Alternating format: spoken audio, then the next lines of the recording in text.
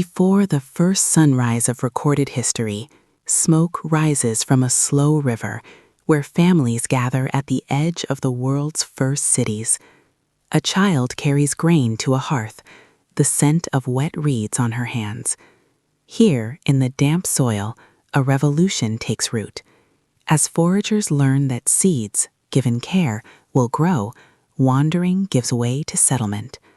Along the fertile floodplains of Mesopotamia and the Nile, irrigation weaves fields into a tapestry of community. And from this surplus of grain, a new world emerges, a world of rulers, of calendars, and of the first writing, carving laws into clay and stone. From the baked brick cities of the Indus Valley to the great earthen dams of the Yellow River, humanity learned not only to hold back floods, but to record promises and punishments. But what transforms raw power into legitimate rule? The answer was not always forged in iron. New paths of thought began to open. Buddhism offered compassion as a guide for governance. Confucianism taught order through merit and ritual.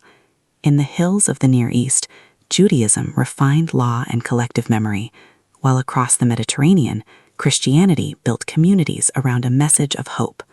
Empires learned to tax and to count their people, but their true power now depended on ideas that ordinary people could carry in their hearts. But ideas, like people, must travel. They journeyed on the winds and the roads, carried by go-betweens. Great caravans traced the Silk Roads, monsoon sailors charted the Indian Ocean, and camel trains crossed the vast Sahara. With the invention of paper, the compass, and gunpowder, information, direction, and power began to move faster than ever before.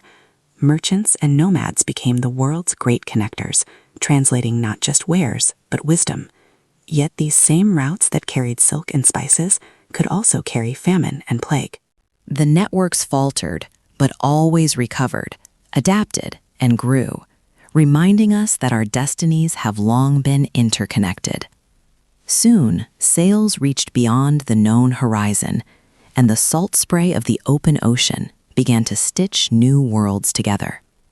The Columbian Exchange would forever connect distant shores, swapping foods, microbes, and empires in a vast, irreversible transfer. This new global connection fueled a revolution, not just of trade, but of the mind. The scientific revolution and the Enlightenment urged humanity to question everything. And soon, the shriek of a steam locomotive announced another new era as ideologies raced to name the change. Liberalism promised individual rights. Socialism demanded collective fairness. The world was accelerating. This acceleration drove empires to their peak and then to their breaking point.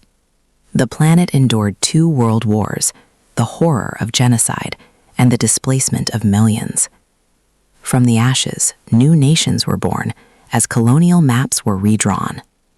A Cold War divided the globe, fought not just with armies, but in classrooms and laboratories. In the shadow of conflict, new charters dared to sketch out universal human rights. Today, we live within the architecture of those choices.